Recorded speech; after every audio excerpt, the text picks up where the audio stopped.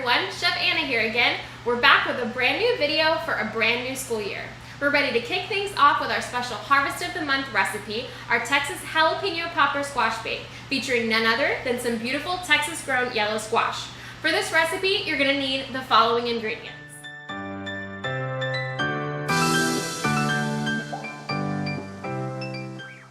Now that we've seen all the ingredients that we need, the first thing that you're going to want to do is you're going to want to heat your cream cheese up just a little bit, maybe 30 seconds in the microwave, get it softened a little bit, and we're going to just kind of mix that together with our milk like I've got done here. You're going to notice that there's a few lumps in it. Try to get as many of those out as you can, but it's okay if you have some because they'll melt out throughout the dish whenever they're baking in the oven. So now that we've got our cream cheese and our milk together, the next thing we're going to do is we're going to add in our jalapenos. Got our diced jalapenos here. I'm gonna mix that in. And then the next thing we're gonna do is we're gonna add in our cheese sauce. We're using a white cheese sauce.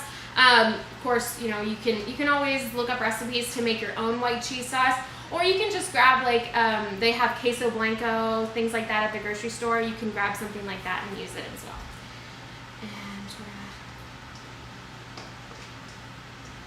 Just pop that in there. Make sure we get all that out. We're gonna mix all that together really good till it's incorporated. All right, now that we've got that mixed together, I've got my corn here. I've used frozen corn and just thawed it out. You can also use canned corn if you prefer, or fresh as well. I'm gonna put that in there. And then, of course, our star of the show, we've got our Texas-grown yellow squash here. Basically what I've done is we've washed it thoroughly, trimmed the ends off, cut it in half, and then sliced it into about 1/4 inch thickness half moons here. And we're going to toss that in there. And then we're just going to incorporate all this together. All right, so we've got this all mixed together. Everything's nice and incorporated.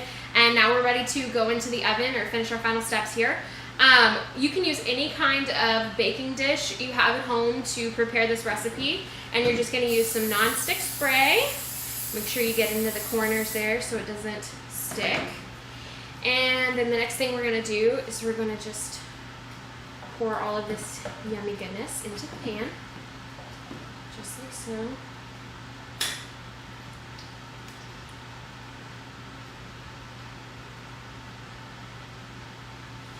Let's get that out of the way. I'm just going to divide this out evenly and push it into the corners. You can use a spoon for this. I like to use a spatula. It just seems to make everything so much easier to move around. Okay. And now we're going to pull out we've got our shredded cheese here. The cheese that we're using, cheese blend that we're using is mozzarella and cheddar. Really, if you want to do all cheddar, all mozzarella, or play around with some different cheeses, that's totally up to you. And then we've got some breadcrumbs. Again, you can kind of choose what you want to use on this. We did crushed up croutons. You can use panko breadcrumbs, Italian breadcrumbs, anything like that. All right, so now we're going to take our cheese, and we're just going to sprinkle that evenly across the top here.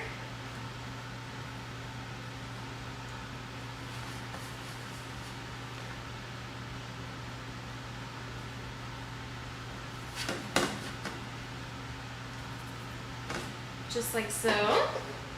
And then the next thing we're going to do is we're going to take our breadcrumbs here, and we're just going to sprinkle those across the top because it gives it a nice little texture, a nice little crunch on the top. We're not going to use quite all of these. Again, that's kind of up to you on how many of these you want to put on there. Okay. All right. And that's the last of our prep. The next thing we're going to do, you want to make sure your oven is going to be preheated to 375 degrees. We're going to cover this with foil, and we're going to bake it for about 20 to 25 minutes. And then we're going to uncover it with foil and let it bake for the last 5 and get the top all nice and golden brown and the cheese all melted. We'll see you in a few minutes. While that's baking, let's take a look at Texas yellow squash and what makes it a great addition to your vegetable diet. To start, yellow squash is exceptionally low in calories. The few calories you do get from a squash come mostly from the carbohydrates, which are also very low. Low fat and has no measurable amount of cholesterol. They're also a good source of vitamin C, which helps fight infections by supporting your immune system. Squash are full of iron and folate, which are typically found in meat and eggs, but are abundant in yellow squash, which your body requires to maintain red blood cell production and prevent anemia. Yellow squash also has high concentrations of beta-carotene, an antioxidant which aids in good vision and eye health, strong immune system, and healthy skin. And here we have it, our Texas jalapeno popper squash bait, featuring none other than our beautiful Texas-grown yellow squash. We hope you enjoyed this Farm Fresh recipe demo and decide to give it a try at home. Or how about school? All of our elementary school and middle school campuses will be serving up this Farm Fresh dish on Wednesday, August 25th. And you can find it at our high school campuses on Friday, August 27th. We can't wait to see you there, ready to fuel up your body so you can fill up your minds. See you soon!